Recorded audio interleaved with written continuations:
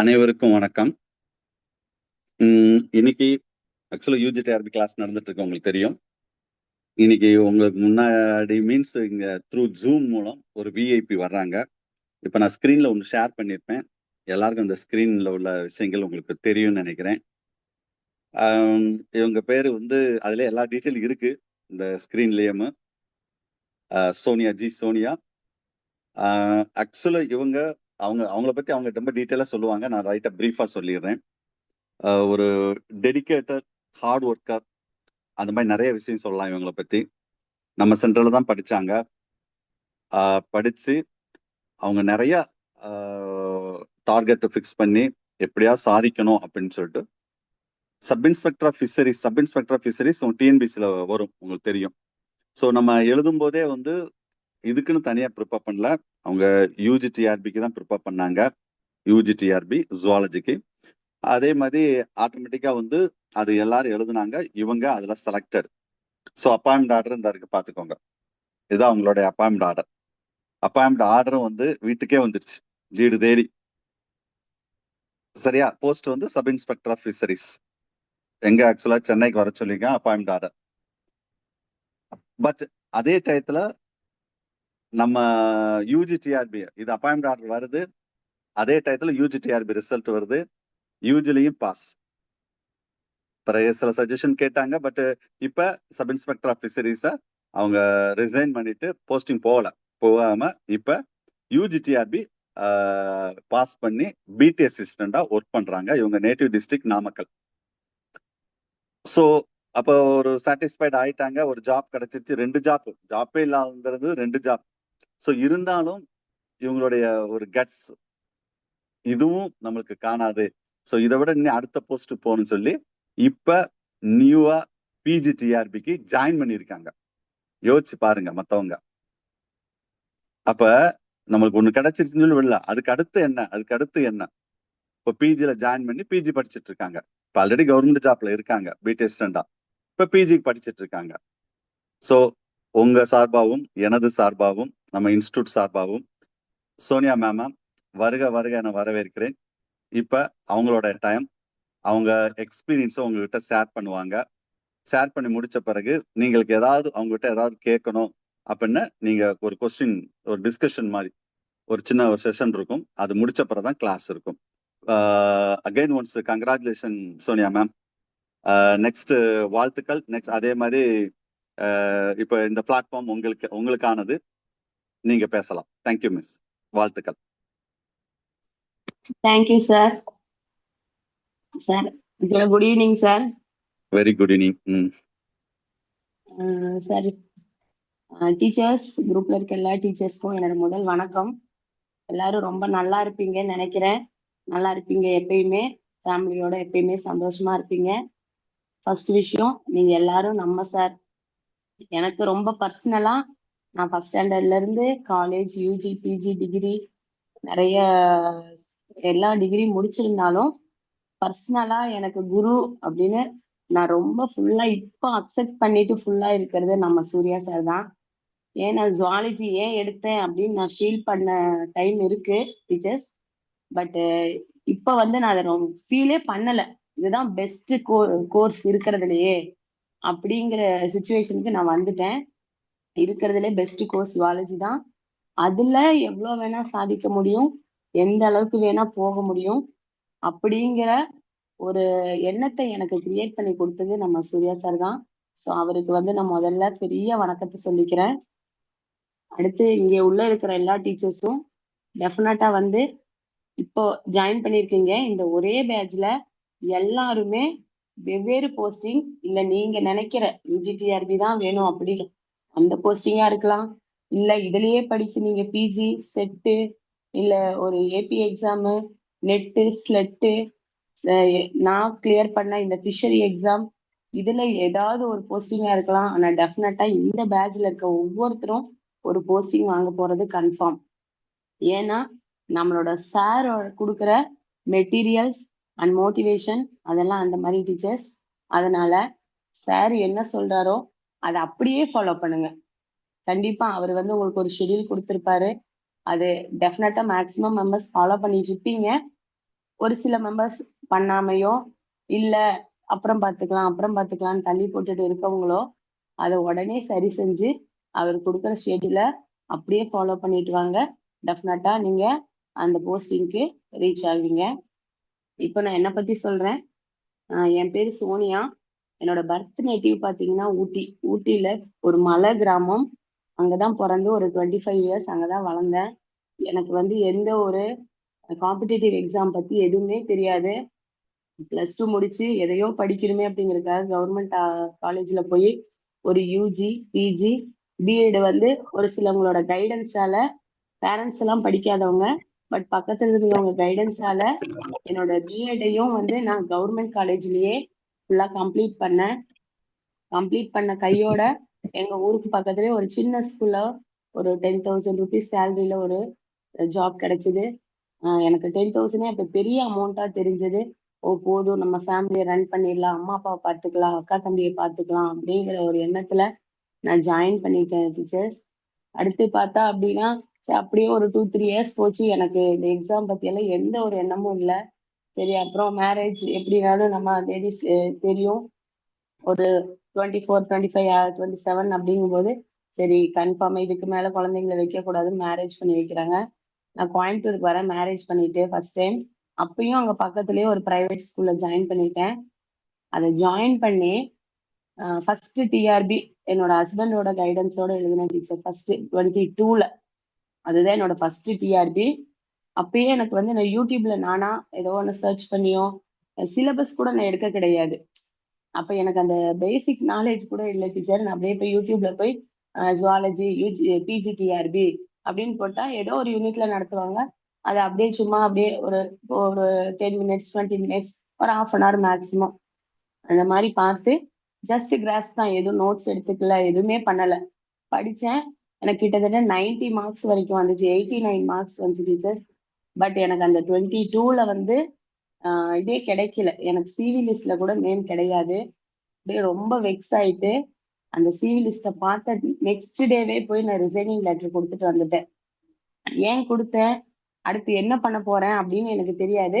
But நான் போய் இனிமே நான் பிரைவேட்ல ஒர்க் பண்ண மாட்டேன், ஜஸ்ட் ஒரு 14,000க்கு ரொம்ப ஹார்ட் ஒர்க் பண்ற மாதிரி இருக்கு அப்படிங்கிற மாதிரி நான் போய் ரிசைனிங் கொடுத்துட்டு வந்து அடுத்து என்ன பண்ணலாம்னு யோசிக்கும் போது ஃபேமிலி சைட்ல, ஹஸ்பண்ட் ஃபேமிலி சைட்ல அவங்க எல்லாம் கொஞ்சம் லிட்ரேச்சரா படிச்சவங்க, டீச்சர்ஸ் லைன்ல இருக்கிறதுனால நீங்க ஒரு கோச்சிங்ல ஜாயின் பண்ணுங்க, அப்பதான் உங்களுக்கு ஒரு ஐடியா கிடைக்கும் போது நான் ஃபர்ஸ்ட் டைப் பண்ணது best coaching centre for zoology அப்படிங்கும்போது ஃபர்ஸ்டா எனக்கு அதுல வந்ததே சூர்யா கோச்சிங் சென்டர் மதுரை அப்படின்னு வந்தது. ஓ, அப்பதான் நான் அந்த ஃபர்ஸ்ட் நேமே பாக்குறேன். நான் அப்பதான் 22ல தான் அந்த நேமை பாக்குறேன் டீச்சர்ஸ். பார்த்ததுமே நம்பர் எடுத்து சேவ் பண்றேன். ஓகே, நம்ம கண்டிப்பா இந்த சார் யாரா இருந்தாலும் ஃபோன் பண்ணி கேட்கணும், என்ன ப்ரொசீஜர்னு நம்ம கேட்கணும், ஜாயின் பண்ணணும், படிக்கணும் அப்படிங்கிற தாட் எனக்கு வந்துருச்சு.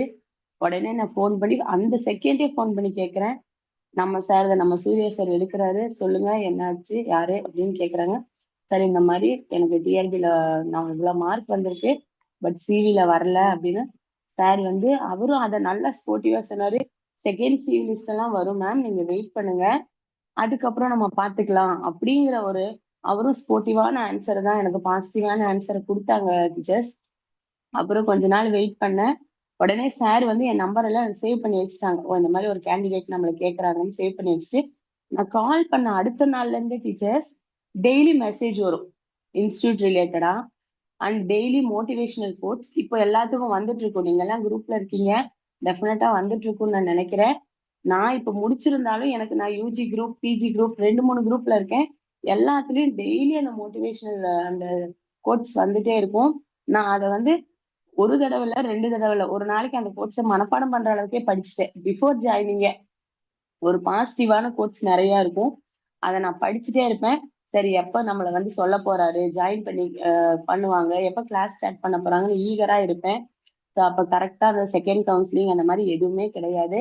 டக்கு டக்குன்னு அந்த இயரோட ப்ரொசீஜர் வந்து அக்டோபர்லயே முடிஞ்சிருச்சு. ஃபுல்லா லிஸ்ட் எல்லாம் எடுத்துட்டாங்க, என் நேம் வரவே இல்லை. இப்போ உடனே சார் வந்து நாங்க class PGTRB is going to start அப்படின்னு ஒரு மெசேஜ் போட்டாரு, நவம்பர் ஃபர்ஸ்ட் வீக் அப்படின்னு போட்டாருங்க. உடனே நான் ஃபேமிலியில யாருகிட்டயுமே டிஸ்கஸ் பண்ணல. யாரை கேட்டாலுமே வேண்டாம், இதுக்கு மேல படிக்க வேணாம், பேபி இருக்கு பாரு, 3 இயர்ஸ் பேபி அப்படின்னு என்னை வந்து அப்படியே ஸ்டாப் பண்ணாங்க. பட் ஹஸ்பண்ட் கிட்ட நான் பர்சனலா நான் படிக்கணும், எனக்கு இந்த ஒரு வாட்டி மட்டும் ஒரு சான்ஸ் கொடுங்க அப்படின்னு ரொம்ப கெஞ்சி அவர் வந்து ஓகே அப்படிங்கிற மாதிரி அவருக்கு ஃபுல்லாவும் அதுல ஓகே இல்ல. பட் இருந்தாலும் சரி நீ ட்ரை பண்ணு, ஒரு இது பார்க்கலாம் அப்படிங்கிற மாதிரி என்னை சேர்த்து விட்டாரு.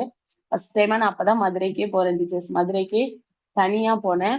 தனியா போய் கோயம்புத்தூர்ல இருந்தோம் நாங்க. கோயம்புத்தூர்ல இருந்து தனியா பஸ் எல்லாம் கேட்டு அட்ரஸ் எல்லாம் போட்டிருந்தாரு, லொகேஷன் எல்லாம் பார்த்து போய் ஜாயின் பண்ணி ஃபர்ஸ்ட் டைமா பாக்குறோம். அது கிளாஸ் ரூம்னா நம்ம எப்படி பார்த்திருப்போம், ஒரு சின்னதா ஒரு ரூமு, 10க்கு 8 10க்கு 10 இவ்வளவுதான் ரூம் பார்த்திருப்பேன். இதுதான் கிளாஸ் அப்படிங்கிறாங்க. பார்த்தா அது மண்டபம், அவ்வளோ பெரிய மண்டபம். எனக்கு ஆச்சரியமா இருந்துச்சு, மண்டபத்துல கிளாஸ் எடுக்கிறாங்களா சார், எப்படி இருக்கும் அப்படிங்கிற மாதிரி போய் பார்த்தா எனக்கு முன்னாடி ஒரு 100 150 பேருக்கு மேல இருக்காங்க. பிளஸ் அவங்க கூட வந்தவங்க ஏகப்பட்ட பேர் இருக்காங்க பிஜிக்கு ஜாயின் பண்றதுக்கு. அப்புறம் புக்ஸ் எல்லாம் அப்படியே வண்டியில வந்து இறங்கி அடுக்கி அடுக்கி வச்சிருக்காங்க. ஆச்சரியமா இருந்துச்சு. ஒரு இன்ஸ்டிடியூஷன்ல கூட, ஒரு நார்மலான ஒரு காலேஜ் ஒரு ஸ்கூல் இன்ஸ்டிடியூஷன்ல இவ்வளவு புக்ஸ் இவ்வளோ இதெல்லாம் இருக்குமா, அது ஒன் டேல அவ்வளவு டிஸ்ட்ரிபியூட் பண்ணுவாங்களா கொடுப்பாங்களான்னு எனக்கு ஒரு டவுட்ஃபுல்லா இருந்துச்சு. பட் அவரு சார் அந்த அளவுக்கு ப்ராப்பரா எல்லாத்தையும் அரேஞ்ச் பண்ணி நமக்கு வந்து ஒரு ரிசப்ஷன்ல இன்வைட் பண்றதுக்கும், அங்க வந்து நமக்கு ரோல் நம்பர் கொடுக்கறதுக்கு, நம்மள என்ரோல் பண்றதுக்கு ஒரு ஆள் தனியா, வெல்கம் பண்றதுக்கு தனியா, சீட்டிங் அரேஞ்ச்மெண்ட்டுக்கு தனியா, புக்ஸ் டிஸ்ட்ரிபியூஷனுக்கு தனியா, அப்படியே பார்த்து என்னடா இவ்வளவு இருக்காங்க இப்படி செய்யறாங்களே அப்படிங்கிற மாதிரி இருந்துச்சு. ஃபர்ஸ்ட் அப்ப நான் புக்கு கையில வாங்கும் போதே நினைச்சேன் டெஃபினட்டா இந்த எக்ஸாம்ல நான் கிளியர் பண்ணிடணும் அப்படிங்கிற ஒரு ஆசையோட அப்படியே நான் புக்ஸ் எல்லாம் வாங்கிட்டு எல்லாம் இது பண்ணிட்டு ஃபர்ஸ்ட் டே கிளாஸ் அட்டன் பண்ணிட்டு ரிட்டர்ன் வந்துட்டேன். தென் ஒரு 2 3 ஃபுல்லா சொல்ல போனா ஒரு 1 மந்த், அதாவது 4 வீக்ஸ் மட்டும்தான் டீச்சர்ஸ் நான் வந்து ரெகுலர் கிளாஸ் போனேன் சண்டே. அடுத்து உடனே என்னன்னு பார்த்தோன்னா எனக்கு செகண்ட் பேபி கேரியர்னால நான் வந்து போக முடியல. உடனே வந்து வீட்ல நீ படிக்காத விட்டுருனாங்க. அப்ப சார் எனக்கு இன்னும் பெஸ்டான ஒரு ஆப்ஷன் கொடுத்தாரு. ஆன்லைன் கோச்சிங், ஆன்லைன் கிளாஸ் இருக்கு, அதை நீங்க கண்டினியூ பண்ணிக்கலாம் அப்படிங்கிற பெஸ்டான ஒரு ஆப்ஷன் கொடுத்தனால அதுலயே ஃபுல்லா எனக்கு இன்னும் சூப்பரா இன்வால்வ் பண்ண முடிஞ்சதுங்க. நமக்கு பஸ்ல டிராவல் பண்ணிட்டு வரதை விட இது வந்து இன்னும் பெஸ்டா இருந்துச்சு. டெய்லி அது ஒன் டே விட்டு one day, maximum weekly 3 days or 4 days 1.5 hour class இருக்கும். அப்படியே போயிட்டு இருந்துச்சு. 22ல ஸ்டார்ட் பண்ணி 23ல போகும்போது டீச்சர்ஸ் கரெக்டா வந்து இந்த ஃபிஷரிஸ் அப்படிங்கிற ஒரு எக்ஸாம் வந்துச்சு. அதை பத்தி எனக்கு எந்த பேசிக் நாலேஜும் இல்லை. சார் நிறைய குரூப்ல போடுவாரு. அப்பதான் நாங்க அதெல்லாம் ஓபன் பண்ணி பாக்குறோம். அவரு கிளாஸ்ல சொன்னதுதான், இந்த மாதிரி 2 ஆப்ஷன் இருக்கு உங்களுக்கு, ஃபிஷரிஸ் இருக்கு, சப் இன்ஸ்பெக்டர் ஆஃப் ஃபிஷரிஸ் இருக்கு, ரெண்டையுமே எல்லாரும் அப்ளை பண்ணுங்க. தெரியும் தெரியாது, படிக்கிறோம் படிக்காது, படிக்க மாட்டோம், எதுவா இருந்தாலும் சரி எல்லாரும் அப்ளை பண்ணுங்க. நடக்கிறது நடக்கட்டும், நீங்க எழுதி பாருங்க, உங்களுக்கு ஒரு எக்ஸ்பீரியன்ஸ் கிடைக்கும் அப்படிங்கிற ஒரு இன்ஃபர்மேஷன் தான் கொடுத்தாரு.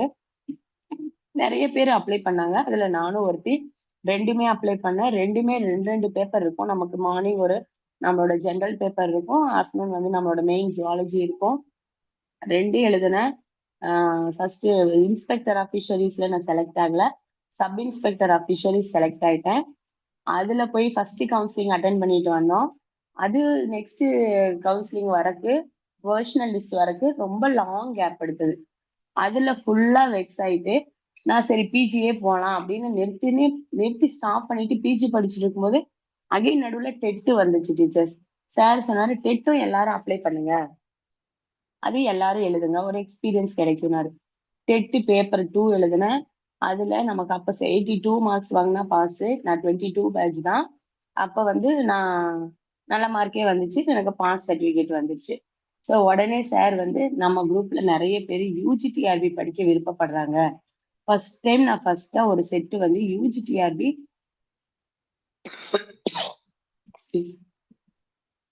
உங்களுக்கு தான் ஃபர்ஸ்ட் பேட்ச்க்கு ஆரம்பிக்க போறேன், யாராவது ஜாயின் பண்ண வில்லிங் இருக்கா அப்படின்னு கேட்டாங்க.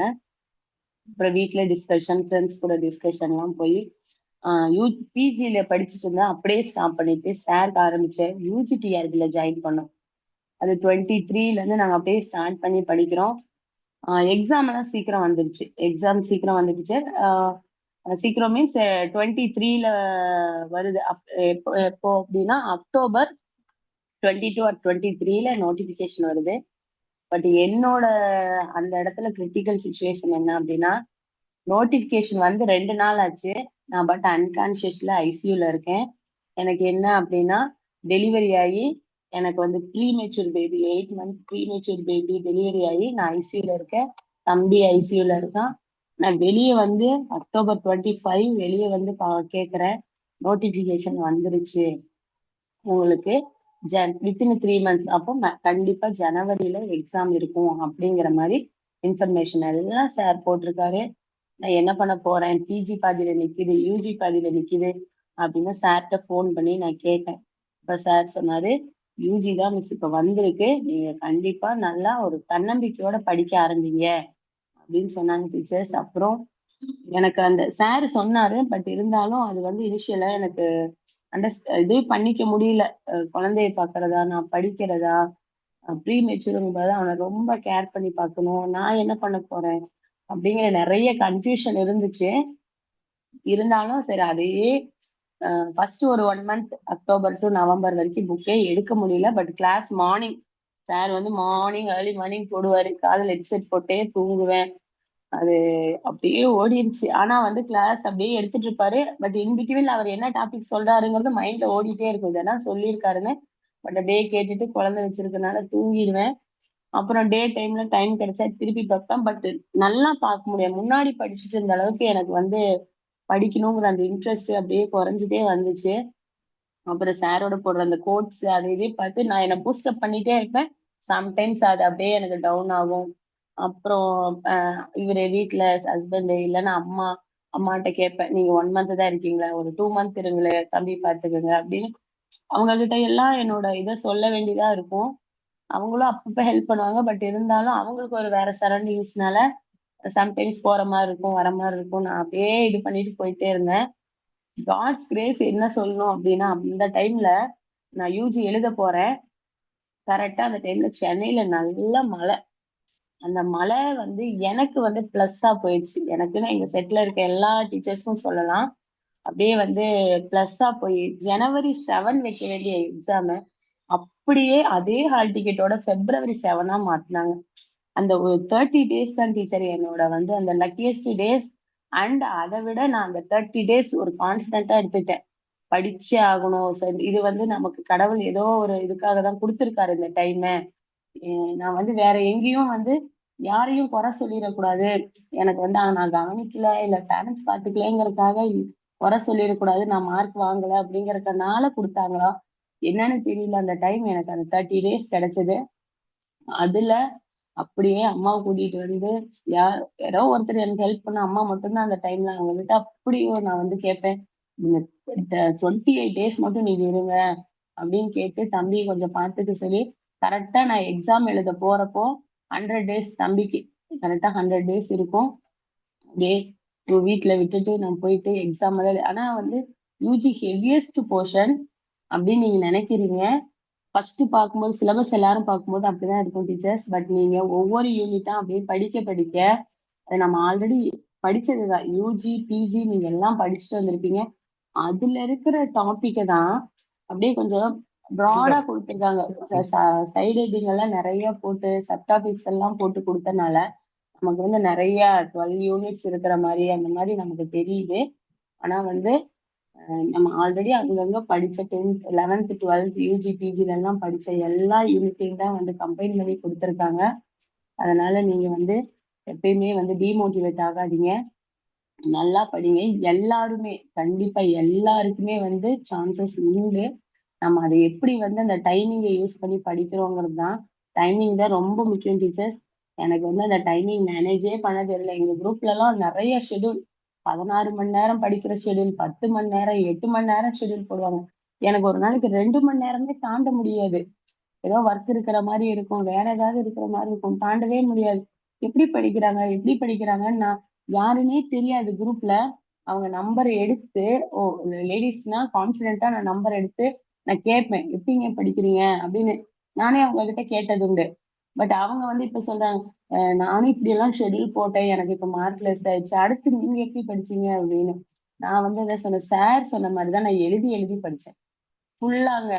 ஃபர்ஸ்ட் அந்த யூஜியில ஃபர்ஸ்ட் அந்த நோட்டிபிகேஷன் வந்தப்ப மட்டும்தான் டவுன் ஆனதை தவிர மத்த நேரம் எல்லாமே நோட்டு போட்டேன், எழுதிட்டே இருப்பேன். அதுவும் சார் கொடுக்குற கொஸ்டின்ஸ அந்த வீக்ல 7 days நான் ரிவைஸ் பண்ணேன். இந்த சண்டே அவர் எக்ஸாம் வச்சாருன்னா அந்த சாட்டர்டே வரைக்கும் அதே கொஸ்டின் பேப்பரை டெய்லியும் 10 to 15 minutes பார்ப்பேன் டீச்சர்ஸ். நீங்க எல்லாம் எப்படி படிக்கிறீங்கன்னு எனக்கு தெரியல. ஆனா இதுவும் ஒரு பெஸ்ட் வே தான். எப்படின்னா சண்டே நீங்க எழுதுறீங்க, மண்டே பிரிண்ட் அவுட் எடுத்துருங்க. கரெக்டான ஆன்சர்ஸ் எல்லாம் படிச்சுட்டு சார் கொடுத்துருவாரு அந்த ஆன்சர்ஸ் எல்லாமே. அது அந்த மத்த ஷெடியூல் அடுத்த வீக்குக்கான ஷெடியூலை படிச்சாலும் அந்த 1 marks மறுபடியும் சாட்டர்டே வரைக்கும் நான் பார்த்துட்டே இருப்பேன். அதனால என்னமோ அந்த கொஸ்டின் பேப்பர் பார்த்தா அடுத்த முறை வைப்பாரு, நியூ பேட்ச் சேர்ந்தாலும் வைப்பாரு. அப்போல 50க்கு 49 50 நம்மளா 1 2 தப்பா எழுதுனாதான். ஏன்னா அந்த பேட்ச்ல நம்ம ஆல்ரெடி எழுதுனதாவே இருக்கும். நியூ பேட்ச் கூட சேர்த்தும் போது எங்களுக்கு இன்னொரு சான்ஸ் கொடுப்பாரு, எழுதி பாருங்க டீச்சர்ஸ், எல்லாரும் எழுதி பாருங்க அப்படிங்கிற ஒரு சான்ஸ் கொடுப்பாரு. அப்போ எழுதுனா நமக்கு ஃபுல் மார்க்கே வந்துட்டு இருக்கும். ஏன் அப்படின்னா நம்ம வந்து கொஸ்டின் பேப்பரை நான் அந்த வீக் ஃபுல்லா பார்த்துட்டே இருக்கிறேன். பிரிண்ட் அவுட் நிறைய கொஸ்டின் பேப்பர் எடுத்து வச்சுட்டு பார்த்துட்டே இருந்தேன். அதனால மட்டும்தான் அந்த சார் சொன்ன கைடன்ஸ்னாலையும் அவரோட மெட்டீரியல் பிளஸ் ஸ்கூல் புக்குமே நான் நல்லா பார்த்தேன். ஸ்கூல் புக் நல்லா ஹெல்ப்ஃபுல்லா இருந்துச்சு. 11th and 12th zoology book மெயினா மெட்டீரியல் பிளஸ் இன்னொரு முக்கியமான இது வந்து நம்மளோட ப்ரீவியஸ் இயர் கொஸ்டின் பேங்க். அதை பாத்தீங்கன்னாலும் உங்களுக்கு இன்னும் நல்ல ஐடியாஸ் கிடைக்கும். வேற எந்த இன்ஸ்டியூட்லயுமே இந்த மாதிரி ஒரு கொஸ்டின் பேங்க் கொடுத்ததா நான் கேட்டதே இல்லை. எல்லாம் அவங்க யூடியூப்ல பார்ப்பாங்க, ஏதோ அவங்க தனிப்பட்ட முறையில பாக்குறதுதான். நமக்கு சார் சேர்ந்த உடனே வந்து அதையும் கொடுக்குறாரு. எங்களுக்கு 2001ல இருந்து 2021 வரைக்கும் இருக்கிற எல்லா செட்டையும் அப்படியே ஒரு புக்கா கொடுத்தாரு. அதுல யூஜி ரிலேட்டடா கொஸ்டினும் இருக்கு, பிஜி ரிலேட்டட். நமக்கு தெரியும் 2 சிலபஸும் ஓரளவு அப்படியே கோரிலேட் ஆற மாதிரி தான் இருக்கும். ஒரு சில யூனிட் தான் மாறும் டீச்சர்ஸ். அந்த கொஸ்டின் பேங்கையும் வீக்லி ஒன்ஸ் சார் டெஸ்ட் வந்து எண்டிங்ல தான் வைப்பாரு. பட் நீங்க ஒரு 1 year question paper weekly once படிங்க. ஜஸ்ட் கோ த்ரூ பண்ணுங்க. 100 கொஸ்டின்ஸ் இருக்கும் ஃபர்ஸ்ட், அப்புறமா நமக்கு 110 வந்துச்சு. நீ அந்த மாடலையும் அப்பப்ப ட்ரை பண்ணி பாருங்க. உங்களுக்கு ஃப்ரீ டைம் கிடைக்கும் போது படிச்சு நீங்க ரெஸ்ட் எடுக்கிற நேரத்துல ஜஸ்ட் கொஸ்டினை வாய் விட்டு படிக்காட்டியும் மனசுல அப்படியே ஜஸ்ட் நம்ம கண்ணுல பார்த்து ஆப்ஷன்ஸ் இந்த மாதிரிலாம் கொடுத்துருக்காங்க அப்படிங்கிறத நீங்க பாருங்க. நீங்க உங்களுக்கு உண்டான டைமிங்க்கு ஒரு ஷெட்யூல் போட்டுக்குங்க, நல்லா ப்ரிப்பேர் பண்ணுங்க. சாரோட இன்ஸ்டிடியூஷன்ல சேர்ந்து நான் ஹேட்ரிக் எக்ஸாம் வந்து கிளியர் பண்ணணும் அப்படிங்கறது என்னோட எய்ம். அதனால நான் ஃபர்ஸ்ட் சாரோட கைடன்ஸ்ல ஃபிஷரிஸ் செலக்ட் ஆனேன். அதுல போய் 2 3 CV போய் 22ல இருந்து 25 வரைக்குமே நடந்திருக்கு பாருங்க. அப்ப எத்தனை தடவை நான் வெரிஃபிகேஷன் போயிருப்பேன்னு. 3 தடவை வெரிஃபிகேஷன், 4வது தடவை கன்ஃபார்ம் ஆகி போய் அப்பாயின்மெண்ட் வாங்கிட்டு வீட்டுக்கு வந்து சேர்றேன் August 29, 2025. அடுத்து September 2ல மெயில் வருது எங்களுக்கு. அடுத்த நாள் உடனே கவுன்சிலிங். September 3க்கு UGTRB கவுன்சிலிங் அப்படின்னு வருது. போனா ஒரே நாள்ல கவுன்சிலிங் முடியுது. நான் கவுன்சிலிங் அதையும் முடிச்சுட்டேன். பட் மார்க் வந்து எனக்கு வந்து ஆவரேஜ் மார்க்குங்கிறதுனால என்னோட ஓன் டிஸ்ட்ரிக்ட் கிடைக்கல. அதனால எனக்கு வேற டிஸ்ட்ரிக்ட் தான் கிடைச்சது. இப்போ நான் கள்ளக்குறிச்சி டிஸ்ட்ரிக்ட்ல ஒர்க் பண்ணிட்டு இருக்கேன்.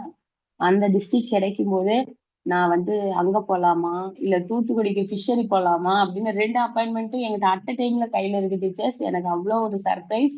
ஜாபே இல்லாம இருந்தேன்னா இப்ப வந்து 2 அப்பாயின்மெண்ட் ஆர்டர் வச்சிருக்கேன். September 8ல நான் வந்து ஸ்கூல் ஜாயின் பண்ணணும் UGTRB, இல்லைன்னா September 15ல நான் தூத்துக்குடி போய் ஃபிஷரி ஜாயின் பண்ணணும். 2ல எது சூஸ் பண்ணலாம் அப்படிங்கிற கன்ஃபியூஷன் அந்த டைம்ல. அப்புறம் சார்கிட்ட பேசினேன், தங்கபாண்டியன் சார் மெயினா அவர்கிட்ட நான் பேசினேன். அப்புறம் டீச்சர்ஸ் நம்ம சேரும் போதே நம்ம லேடிஸ் நம்ம எல்லாருமே என்ன நினைச்சு ஜாயின் பண்ணிருப்போம்னா டீச்சிங் தான். நமக்கு மெயினா டீச்சிங். எனக்கு வந்து சின்ன வயசுல இருந்து டீச்சர் ஆகணும்னு ஆசை. அதனால சரி டீச்சிங் போகலாம், குழந்தைங்களும் பார்த்துக்கிறதுக்கு நமக்கு நல்லா இருக்கும் அப்படிங்கறதுனால டீச்சிங் சூஸ் பண்ணிட்டேன். நான் வந்து என்னோட அப்பாயின்மெண்ட் ஆர்டரை ரிட்டன் கொரியர் அனுப்புனேன் சென்னைக்கு. அது வந்து எனக்கு வந்து என்ன சொல்றதுன்னே தெரியல. வீட்டுல இருக்கிறவங்க சொன்னாங்க, ஒரு ஜாப் கிடைக்கிறதே பெரிய விஷயம், உனக்கு 2 கையில வச்சு எதுக்கு போறதுன்னு தெரியாம தடுமாறுற. எல்லாம் வந்து சாரோட கைடன்ஸ் தான். நீ அடுத்து பிஜி வருது, அதுலயும் நீ கிளியர் பண்ணி சார்ட்ட சார் நான் ஒரு ஹேட்ரிக் ஸ்டூடெண்ட் அப்படின்னு சொல்லணும் அப்படிங்கிறது என்னோட எய்மா இருந்துச்சு. பட் பிஜில வந்து இந்த கன்ஃபியூஷன், அதான் என்ன கன்ஃபியூஷன்னா, கிஷோரி போயிட்டு வந்தேன். இங்க போயிட்டு வந்து சென்னைக்கு, கோயம்புத்தூர்ல இருந்து சென்னைக்கு கோயம்புத்தூர் இன் பிட்வீன்ல கள்ளக்குறிச்சி ஷிஃப்டிங், குழந்தைங்கள ஷிஃப்ட், ஸ்கூல் ஜாயினிங், குழந்தைங்களுக்கு எனக்கு ஜாயினிங் அப்படிங்கும்போது ஃபுல்லா எங்களுக்கு கன்ஃபியூசபிள் ஸ்டேஜ் அந்த 3 months. அதனால எனக்கு வந்து பிஜி நல்லா ஃபோக்கஸ்டா பண்ண முடியல. பட் நான் எழுதினேன், டீசென்ட் மார்க் தான், குவாலிஃபைட் ஆயிட்டேன், டீசென்ட் மார்க் தான்.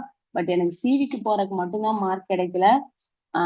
அந்த மார்க் வந்து வர்ற பிஜில டெஃபினட்டா சிவிக்கு போற மார்க் மட்டும் இல்லாம பெஸ்ட் மார்க்கா எடுத்து என்னோட ஓன் டிஸ்ட்ரிக்ட் போய், என் ஹஸ்பண்டோட டிஸ்ட்ரிக்ட் நாமக்கல், அந்த டிஸ்ட்ரிக்ட்ல போய் நான் ஜாயின் பண்ற அளவுக்கு மார்க் எடுக்கணும் அப்படிங்கிற ஒரு தாட்டோட தான் இப்ப நான் சார் கிட்ட ஜாயின் பண்ணியிருக்கேன், ரீஜாயின் பண்ணியிருக்கேன்.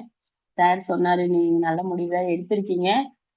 இங்கேயும் நல்ல ஸ்கூல் தான், பட் நம்ம எல்லாருக்கும் தெரியும் நம்ம ஓன் டிஸ்ட்ரிக்ட்ல இருந்தாதான் நம்மளோட லைஃப்பை ரன் பண்றதுக்கு ஈஸியா இருக்கும்.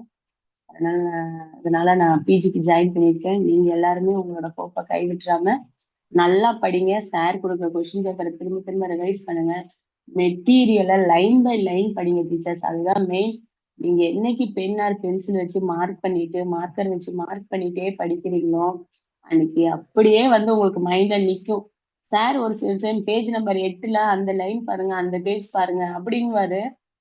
நம்ம தேடிட்டு இருப்போம். ஸோ அப்ப அவரு எந்த அளவுக்கு அந்த புக்கையே பார்த்துட்டு இருந்தா அவரு சொல்றாருன்னு பாருங்களேன்.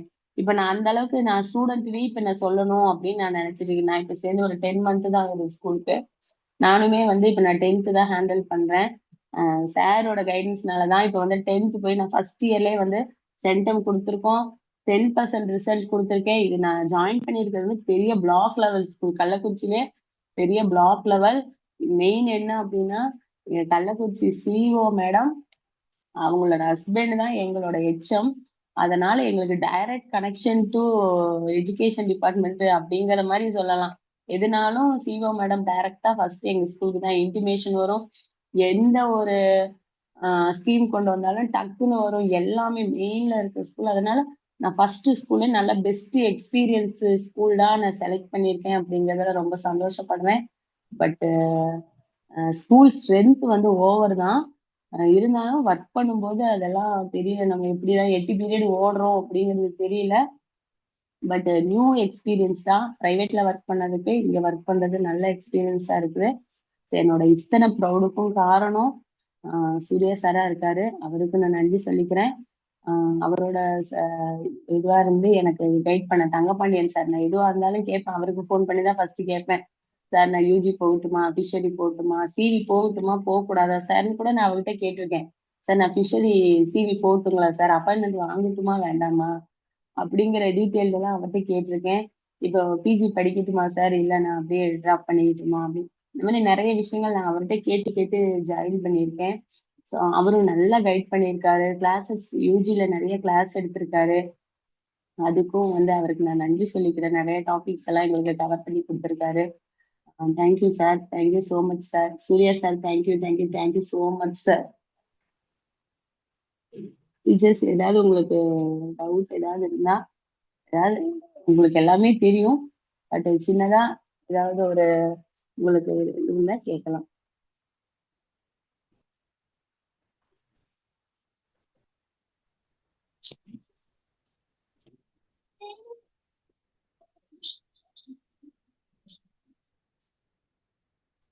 மேம் மேம் சொல்லுங்க மேம். மேம் நைட்ல எவ்வளவு நேரம் மேம் படிப்பீங்க? மேம் நான் நைட்ல மேக்சிமம் வந்து நான் படிக்கிறது இல்லை மேம், டே டைம் தான் படிக்கிறேங்க மேம். டே சரிங்க டைம் வந்து மார்னிங்கே ஒரு 9-9:30 ஸ்டார்ட் பண்ணிடுவேங்க மேம். பெரியவனும் ஹஸ்பண்டும் கிளம்புனது 9 o'clock கிளம்புறாங்கன்னா எந்த ஃபர்ஸ்ட் வீட்டுல. நீங்க நிஜமா மேம் வின் பண்ணதே ஒரு கிரேட் அச்சீவ்மெண்ட் மேம். நிஜமா thank you ma'am, thank you so much ma'am. நாங்கெல்லாம் இருந்தோம் அப்படின்னா கண்டிப்பா அப்படியே ஃபிளாப் ஆயிருப்போங்க. நிஜமா சொல்றேன். இல்ல எனக்கும் அந்த சுச்சுவேஷன் வந்துச்சு மேம், வந்துச்சு. ஃபேமிலி நிறைய விமன்ஸ் அப்படின்னா சுச்சுவேஷன். எவ்வளவு இது இருக்கு, பிளஸ் அந்த சமயம் delivery great ma'am. Thank you ma'am, thank you so much. But வந்து எல்லாருமே நம்ம எல்லாருமே கிரேட்டா சூப்பரா பண்ண முடியும் மேம். மேடம். Thank you ma'am. நீங்க வந்து ஆக்சுவலா சொல்ல போனா லேட் சொல்லுங்க மேம். மேம் நீங்க வந்து அந்த கொஷின் எல்லாம் அந்த 1 வீக் ஃபுல்லா ரிவைஸ் பண்ணுவேன்னு சொல்லி சொன்னீங்கல்ல, ஸோ எஸ் அதே மேம். மாதிரி யூனிட் வைஸ் தான் ஒவ்வொரு யூனிட்டையும் நீங்க எத்தனை ட்ரிப் ரிவைஸ் பண்ணிருப்பீங்க? மேம் யூஜி வந்து ரொம்ப லெஸ் டைம் தான் மேம், எனக்கு டைமே கிடைக்கல யூஜிக்கெல்லாம். ஏன்னா வந்து நாங்க யூஜி படிக்கும்போது யூஜி வரும் வராதுன்னு நாங்க யூஜில இருக்கோம். திரும்ப நாங்க வந்து வராதுன்னு நாங்க எல்லாமே டிமோட்டிவேட் ஆனாலும் சார் எங்களெல்லாம் தூக்கி பிஜி கிளாஸ்ல போடுவாரு. 1 மந்த் அதுல போவோமா, திரும்ப யூஜி வரும்னு ஒரு வந்து ரூமர் வரும் பாத்தீங்களா, திரும்ப தூக்கி யூஜி குரூப்ல போடுவாரு. எங்களுக்கு வந்து டைம் வந்து ரொம்ப கம்மி. அதனால நான் என்ன பண்ணேன்னா யூனிட் வைஸா செலக்ட் பண்ணிட்டு வச்சுட்டேன் மேம். எல்லா யூனிட்டுமே தரவு பண்ணல. ஒரு 6 யூனிட் வந்து தரவு பண்ணா remaining unit just go through பண்ணிட்டேன் மேம். இப்போ ஒரு 6 யூனிட் இருக்குன்னு வைங்களேன், அதை வந்து ஒரு 2-3 டைம்ஸ் படிச்சு நம்ம தரவு பண்ணிக்கணும். ரிமைனிங் யூனிட்ஸை நம்ம ஜஸ்ட் கோ த்ரூ பண்ணி அதுல நமக்கு வரதை அடிச்சுக்கலாம். 5 யூனிட்ஸ் படிச்சாலும் தரவா படிச்சுக்கணும் அப்படிங்கிற கான்செப்டுக்கு நான் வந்துட்டேங்க மேம். Okay ma'am. மேம் ஆனா மேம் உங்களுக்கு இப்ப நிறைய டைம் இருக்கு. நீங்க ஒரு யூனிட்டும் 4 டைம்ஸ் 5 டைம்ஸ் ரிவிஷன் பண்ண டைம் கிடைக்கும்னு நான் நினைக்கிறேங்க ma'am. Ma'am excuse me ma'am. சொல்லுங்க மேம், சொல்லுங்க. மேம் நீங்க பேசிக் கான்செப்ட் மெட்டீரியல் படிச்சீங்களாங்க மேம்? படிச்சேங்க மேம். சரிங்க மேம். படிச்சேங்க மேம். அதை படிச்சாதான் பேசிக் கான்செப்ட் படிக்கும்போது சீக்கிரமா எல்லா யூனிட்டையும் கம்ப்ளீட் பண்ற மாதிரி நான் ஃபீல் பண்ணேன். புக்ஸ் எடுக்கிறதுக்கு முன்னாடியே பேசிக் கான்செப்ட் படிச்சிட்டோம்னு வைங்களேன், அப்பாடா எல்லா யூனிட்டோட எனக்கு ஹெட்டிங்ஸ் தெரிஞ்சிருச்சு.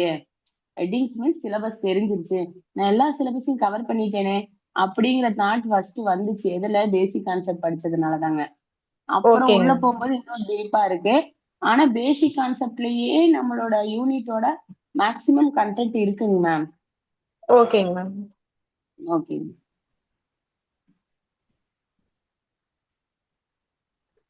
மேம் எவ்வளவு நேரம் படிப்பீங்கன்னு சொல்லுங்க மேம். மேம். அதான் நான் சொல்லுறேன், டே டைம் மேம். மார்னிங் 9-9:30க்கு ஆரம்பிச்சிருவேன். இது ஆக்சுவலா நம்ம லேடிஸ்னா என்ன பண்ணுவோம், வீட்டுல ஒர்க் எல்லாம் முடிச்சுட்டு ஒரு 12 o'clock 1 o'clock அந்த மாதிரி உட்காரலாம், 11 o'clock அப்படின்னு நினைப்போம். நான் எந்த ஒர்க்குமே செய்ய மாட்டேன் ஆக்சுவலா வீட்டுல. ஆனா நான் மட்டும்தான் இருக்கேன். நானு, ஹஸ்பண்டு, பையன் தான் வித் கேரிங்கா இருந்தேன். டிஃபன்லாம் செஞ்சு அவங்கள அனுப்பிட்டு நானும் சாப்பிட்டு 9:30க்கு புக் எடுத்துருவேன். 3 hours 12:30 வரைக்கும் தான் எனக்கு டைம் மேம். டே டைம்ல 3 hours 12:30 வரைக்கும் அந்த 3 hours கொஞ்சம் நல்லா கோ த்ரூ பண்ணுவேன். திரும்ப திரும்ப ஒரு ஒரு ஒரு டாபிக், ஒரு 2 டாபிக் எடுத்தேன்னா அந்த 2 டாபிக் தான் படிக்க முடியும். அதிகமாலாம் படிக்க முடியாது நமக்கு.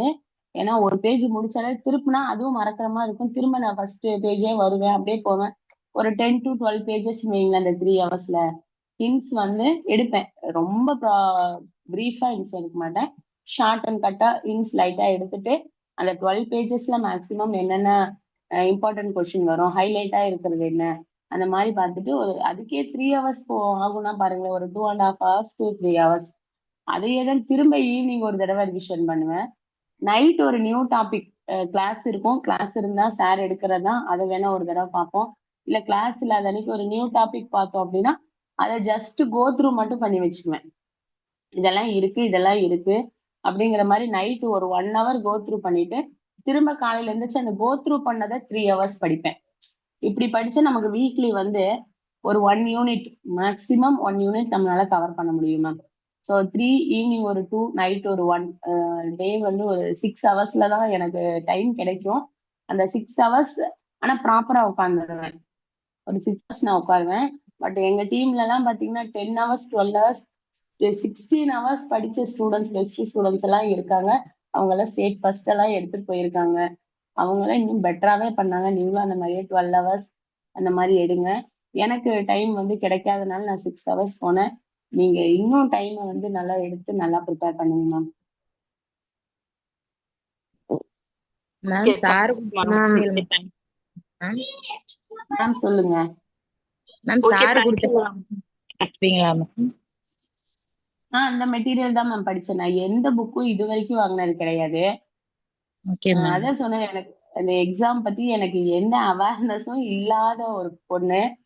அப்ப வந்து எனக்கு சார் கொடுத்தது மட்டும்தான் மெட்டீரியல். அவர் நிறைய ஜெராக்ஸ் கொடுப்பாரு. ஒரு யூனிட்டுக்கு பார்ட் 1 பார்ட் 2 இருக்கும், கொஸ்டின் பேங்க் இருக்கும், அது இது பேசிக் கான்செப்ட் இருக்கும். நீங்க சொன்ன மாதிரி எல்லாமே 4 நாளா 5 புக்கா கூட இருக்கும். அந்த ஜெராக்ஸ் மட்டும்தான். நான் இது வரைக்கும் ஒரு புக்கு வாங்கல. யூஜிக்கும் சரி, நான் பிஜிக்கும் சரி, ஃபிஷரிக்கும் சரி, எந்த புக்குமே இது வரைக்கும் நான் வாங்கல. உங்ககிட்ட உங்க காலேஜ் புக்ஸ் எல்லாம் இருக்குன்னா நீங்க ரெஃபர் பண்ணுங்க, பெஸ்ட். நல்லதுங்க. அதுவும் சாரே சொல்லுவாரு, நீங்க இந்த டாபிக் இந்த புக்கை பார்க்கலாம் அப்படிங்கிற நம்மளோட பேசிக் இங்கிலீஷ் இருக்கிற புக்ஸ் எல்லாம் அவரே சொல்லுவாருங்க. Okay ma'am, thank you ma'am. Ma'am exam ஹால்ல அந்த ஸ்ட்ரெஸ் எல்லாம் எப்படி மேம்? எக்ஸாம் ஹால்ல கொஸ்டின்ஸ் அட்டன் பண்ணவே எல்லாம் எப்படி மேம் பண்ணீங்க? மேம் நீங்க எக்ஸாமுக்கு வந்து எந்த ஸ்ட்ரெஸ்ஸுமே நீங்க எடுத்துக்காதீங்க, உண்மையா சொல்லப்போனா. ஏன்னா வந்து இப்ப நம்ம குரூப்ல இருக்கவங்க எல்லாருமே நிறைய எக்ஸாம் எழுதினவங்க தான். பதட்டத்திலேயே நம்ம வந்து ஒரு 10 கொஸ்டினை தப்பா ஷேட் பண்ணிடுறோம், புரியுதுங்களா? அதனால வந்து நீங்க ஸ்ட்ரெஸ் நீங்க படிச்சிருக்கீங்க, உங்க ஓகே மைண்ட்ல இருக்கு. நீங்க அந்த கொஸ்டின் பேப்பரை பார்க்கும்போது அந்த கொஸ்டின் மேம் டைமிங் நமக்கு நல்ல டைமிங் கிடைக்கும் மேம். டைமிங் எல்லாம் நமக்கு அந்த 3 ஹவர்ஸ் டைமிங் போதுமானதுதான். நம்ம வந்து எதுவுமே பிரீஃப் ஆன்சர் எழுத போறது இல்லை, எல்லாமே சூஸ் இட் தான். ஆனா இப்பெல்லாம் வந்து நமக்கு கொஸ்டின்ஸ் கொஞ்சம் நல்லா லென்த்தியா வருது. இந்த யூஜிலேயே நாங்க பார்த்துட்டோம், எல்லாமே மேட்சிட்டு கிட்டத்தட்ட 20 கிட்ட மேட்சிட்டே வந்துருச்சு. மேட்சிட் எல்லாம் இன்னும் ஈஸியா நீங்க ஆமா, போன பண்ணலாம். பிஜிடிஆர்பி ஃபுல்லா மேட்ச் தான் ஃபாலோயிங், Match. அசர்ஷன் ரீசன்ல கேக்குறாங்க. அந்த மாதிரிதான் வருதுங்க மேம். அதனால அதுக்குதான் கொஞ்சம் டைம் எடுக்குமே தவிர, ஒரு சிங்கிள் லைன் கொஸ்டின்கெல்லாம் வந்து நீங்க அதெல்லாம் 1 மினிட்ல ஆன்சர் போடுறீங்க. அந்த மாதிரி ஒரு 10-20 கொஸ்டின்ஸ் வந்துடும் சிங்கிள் லைன். அதெல்லாம் நீங்க ஓவர் ரிஸ்க் எடுத்து பார்க்காதீங்க. இந்த மாதிரி கொஞ்சம் brief question, false or true, incorrect, correct, அந்த மாதிரி வரும்போது நீங்க ரஃப் பேப்பர் வச்சு எழுதி பாருங்க. அது நீங்க கண்டிப்பா கொஸ்டின் நம்பர் அந்த ரஃப் பேப்பர்ல போட்டு நீங்க மேட்ச் பண்ணி பாருங்க. இந்த சைடு 2 சைடுமே எழுதி ஏ பார்ட் பி பார்ட் எழுதி மேட்ச் பண்ணுங்க. நீங்க இங்க மேட்ச் பண்ணிட்டு தான் நீங்க சிஸ்டமா இருந்தாலும் சரி, ஓஎம்ஆர் ஷீட்டா இருந்தாலும் சரி, நீங்க அங்க ஷேட் பண்ணணும். இது எங்களுக்கு சார் சொன்ன ஒரு டெக்னிக். அவர் எப்பயுமே சொல்லுவார், நாங்க வீட்லயே டெஸ்ட் எழுதினாலும் நீங்க பேப்பர் வச்சுக்கோங்க, நோட் வச்சுக்கோங்க, நோட்ல மேட்சிட்ட ஒர்க் அவுட் பண்ணி இங்க நீங்க வந்து அட்டன் பண்ணுங்க. அதோட நீங்க வீக்லி டெஸ்ட் எழுதும் போது வீக்லியே இப்ப நீங்க வந்து ஓஎம்ஆர்லயும் எழுதணும் அப்படிங்கிற இன்ஸ்ட்ரக்ஷனும் சார் கொடுத்திருக்காரு. நாங்க எவ்ரி வீக் ஓஎம்ஆர்ல நான் 100 ஜெராக்ஸ் போட்டு வச்சிருந்தேன். ஒரு 30+ தான் இருக்கும், அவ்வளவு யூஸ் பண்ணேன். அதுக்கு மேல என்னால யூஸ் பண்ண முடியல. எங்களுக்கு யூஜிக்கு அவ்வளவுதான் டைம் இருந்துச்சு. அவர் அனுப்புவாரு. 50 கொஸ்டினா இருந்தாலும் 50க்கும் வந்து ஓஎம்ஆரும் ஷேட் பண்ணணும். அந்த ஸ்பாட் நாங்க வந்து இங்க மெயில் ஐடியில எக்ஸாமும் எழுதி இருக்கணும். அந்த மாதிரி சொல்லுவாருங்க. அப்படி எழுதும் போது நமக்கு ஈஸியா இருக்குங்க. ஏன்னா நீங்க ஓஎம்ஆர் ப்ராக்டிஸ் பண்ணிட்டீங்கன்னா அங்க போய் உங்களுக்கு எக்ஸாம் ஹால்ல ஈஸியா இருக்கும். அதே மாதிரி நீங்க கண்டிப்பா ஒர்க் அவுட் பண்ணி தான் எழுதணுங்க. எது மேட்சிட்டு, கரெக்ட், இன்கரெக்ட், அந்த மாதிரி கொஸ்டின்ஸ். டைரக்ட் கொஸ்டின்ஸ் நம்ம எழுதிக்கலாம். டைரக்ட் கொஸ்டின்ஸ்மே உங்களுக்கு டவுட் இருக்கு அப்படின்னா அந்த 4 ஆப்ஷனை மட்டும் எழுதிட்டு எதெல்லாம் எலிமினேட் பண்ணல, எதெல்லாம் எந்த டாபிக்கோட கோரிலேட் ஆகும்னு நீங்க எழுதிக்கீங்க. அதை எழுதிட்டு எது கோரிலேட் ஆகல, அப்ப இந்த டாபிக்கோட வரலாம், எப்படி வரும் அப்படிங்கறதையும் நீங்க வந்து திங்க் பண்ணிட்டு போடலாம். பட் இதுக்கு கொஞ்சம் டைம் எடுக்கும். அதனால நீங்க வந்து ஃபர்ஸ்ட் ஈஸியான உங்களுக்கு படிச்ச அந்த மாதிரி கொஸ்டின்ஸ் எல்லாம் டிக் பண்ணிட்டு இந்த ரிமைனிங் உங்களுக்கு எது டவுட்ஃபுல்லா இருக்கும் அதை ஹோல்ட் பண்ணிட்டு லாஸ்ட் மினிட்ல அதை நீங்க ஒர்க் அவுட் பண்ணலாம். ஒரே கொஸ்டினுக்கு நீங்க வந்து டைம் எடுப்பீங்க அப்படின்னா உங்களுக்கு ஈஸியா டைம் ஓடிடும். அப்புறம் உங்களுக்கு அந்த லாஸ்ட் மினிட்ல அந்த பதட்டங்கிறது வந்துருங்க. அதனால ஃபர்ஸ்ட் தெரிஞ்ச கொஸ்டின்லாம் நீங்க ஷேட் பண்ணுங்க. ஷேடிங் அதே மாதிரிதாங்க மேம். ஒரு ஷேடிங் நம்ம மிஸ்டேக் பண்ணிட்டாலும் அடுத்தடுத்த கொஸ்டின்ஸ் நமக்கு வந்து மாறிடும். அதனால இப்பலேருந்தே நீங்க எல்லாரும் ப்ராக்டிஸ் பண்ணுங்க. எல்லாத்துக்கும் சொல்றதுதான் சார் சொல்ற இதுதான். எல்லாருமே ஓஎம்ஆர்ல ப்ராக்டிஸ் பண்ணுங்க. ப்ராக்டிஸ் பண்ணீங்கன்னா சார் வந்து திடீர்னு ஒரு வீடியோ ஆன் பண்ணி யார பேர் வேணாலும் சொல்லுவாரு. எங்களை நிறைய கேட்டிருக்காரு. பேரு சோனியா மிஸ், நீங்க வீடியோ ஆன் பண்ணி நீங்க ஒர்க் அவுட் பண்ண நோட்டு காமிங்கம்பாரு. இல்ல அப்படின்னா ஓஎம்ஆர் ஷீட்டை காமிங்க அப்படின்னு சொல்லுவாரு. கண்டிப்பா காமிக்கணும். யாரோ ஒருத்தர் பேரை சொல்லுவாரு. இல்ல அப்படின்னா கொஸ்டின் கேட்பாரு. யாரோ ஒருத்தர் யாரு பேரை வேணா கேட்கலாம். கூப்பிட்டு அந்த ஓஎம்ஆர் காமிங்கன்னா நம்ம அந்த டேட் போட்டு அந்த ஓஎம்ஆர் காமிச்சுதான் ஆகணும். ஒரு ஆன்லைன்லயே எடுத்தாலும் இது எல்லாத்தையும் இந்த ரூல்ஸ் எல்லாத்தையும் ஸ்ட்ரிக்டா ஃபாலோ பண்ணி கொஸ்டின் கேட்டுட்டே இருக்காருங்க. ஸோ நீங்க அது எல்லாத்துக்குமே வந்து சார் எப்ப கேட்டாலும் பி ரெடிங்கிற மாதிரி எப்பயுமே இருங்க.